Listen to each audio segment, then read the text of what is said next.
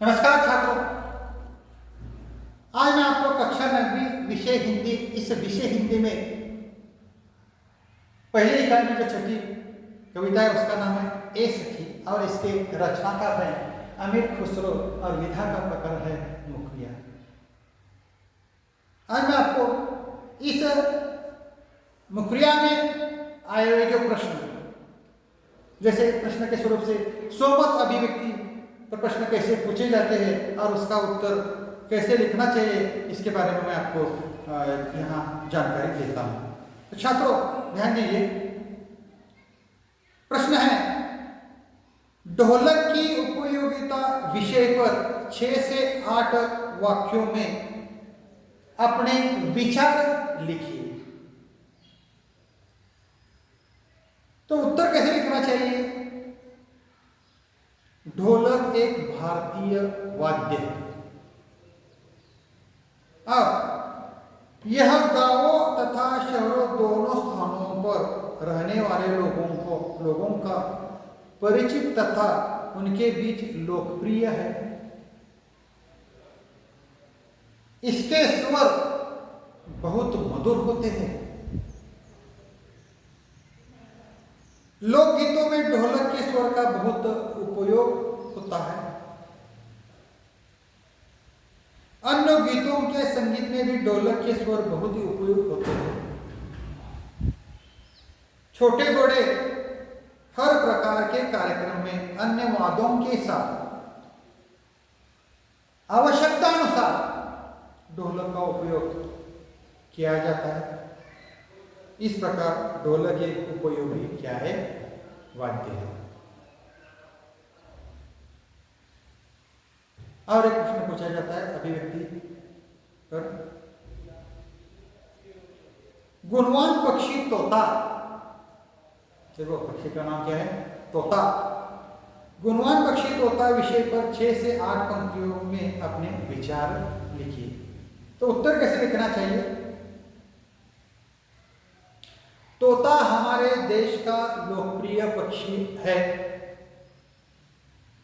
वह चमकीले हरे रंग का होता है।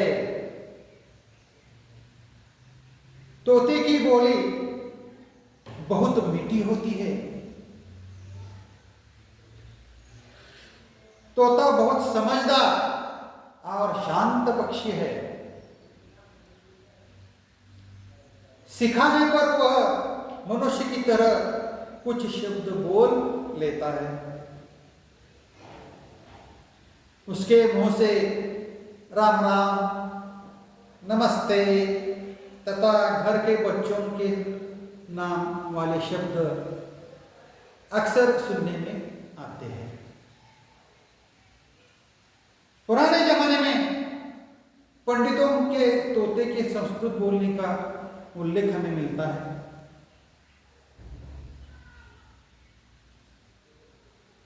तोते की बुद्धिमानी की अनेक कहानियां प्रसिद्ध है। तोता सबका प्रिय पक्षी है।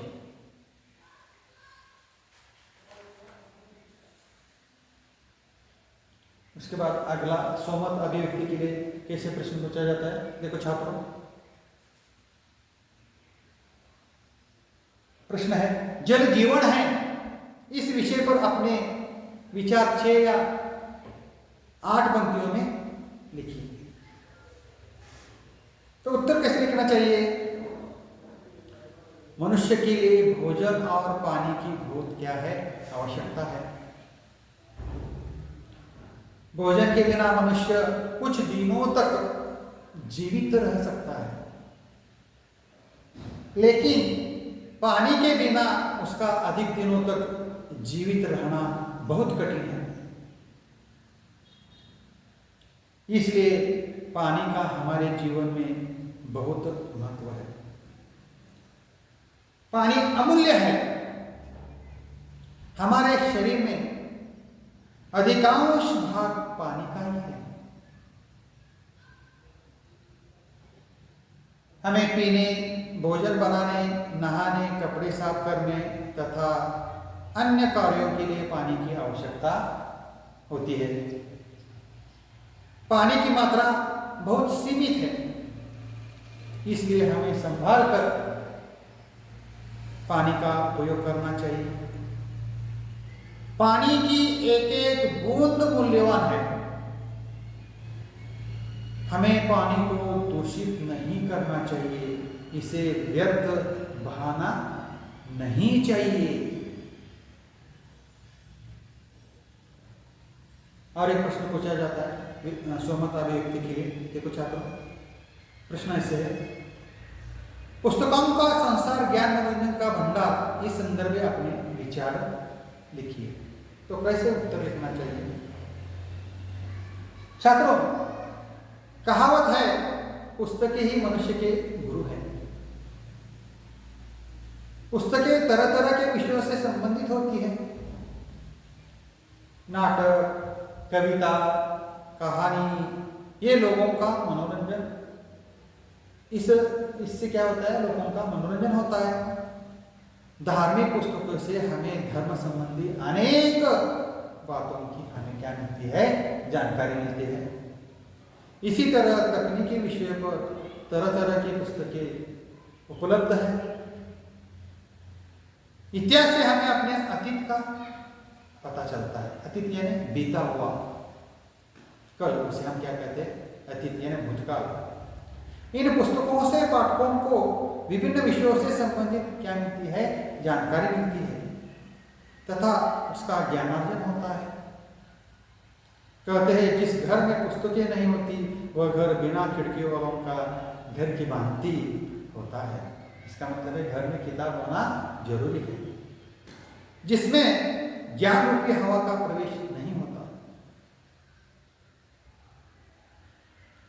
पुस्तकों ने अनेक महापुरुषों के जीवन को क्या किया है? प्रभावित किया है। पुस्तकों से विभिन्न विषयों की जानकारी मिलती है। उसके साथ साथ अज्ञान दूर करने की में हमेशा मदद मिलती है। इस प्रकार पुस्तकें ज्ञान और मनोरंजन का भंडार होती है। तो छात्रों, इस पाठ के नीचे आए हुए जो प्रश्न है, उस प्रश्न का उत्तर आप कॉपी में लिखिए। इसी तरह से पाठ समाप्त हो जाता है। इस पाठ के नीचे जो प्रश्न है, उस प्रश्न के उत्तर आप कॉपी में जरूर लिखना चाहिए। और यहाँ मैं ठहरता हूँ। धन्यवाद।